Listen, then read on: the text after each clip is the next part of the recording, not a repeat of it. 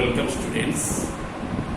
Today my topic is known as types of natural selection.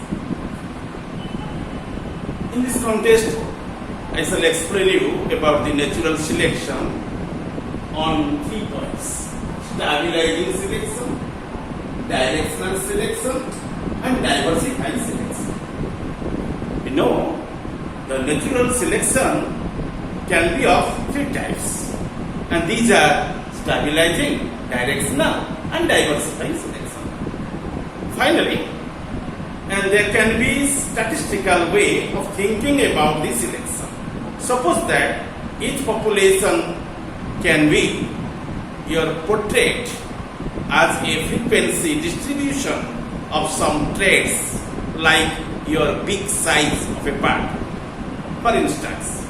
So that variation in trait is the critical raw material for evolution to occur. What will be the frequency distribution look like in the next generation? First, the proportion of individual with each value of the trait. Example is here, size of beak. Some cases also we take the example about the body weight. That might be exactly the same. Second, there may be a directional change, just one direction. Third, and with such rarity that its existence is a debatable. There might be a simultaneous change in both directions. Okay. Example criteria, both larger and smaller beaks are favored at the expenses of those of the intermediate size. Okay, and these 3 major categories of natural selections are, what are? Your stabilizing selection, and your directional selection, and also diversified selection. Let us come to know about first point, named as the stabilizing selection. Under stabilizing selection, the extreme variation or varieties from both ends of the frequency distributions are eliminated.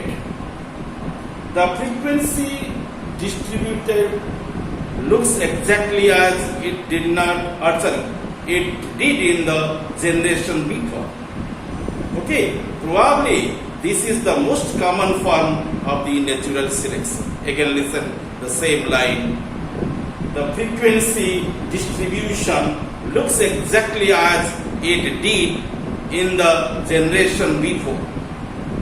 Probably this is the most common form of natural selection.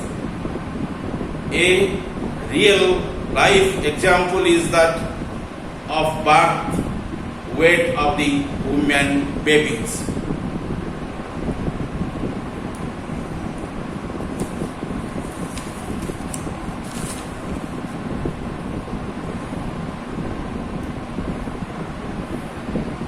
Next point is known as directional selection. Under directional selection, the individuals at one end of the distribution of the big size do spatially well and show the frequency distribution of the trait in the subsequent generation is shifted from where it was in the parental generation. And this is what we usually think of as a natural selection. And industrial melanism was such an example.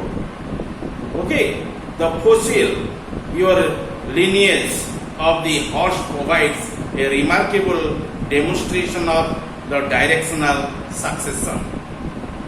The full lineage is quite complicated and is not just a simple line from the teeny dawn horse, your Hyrotherium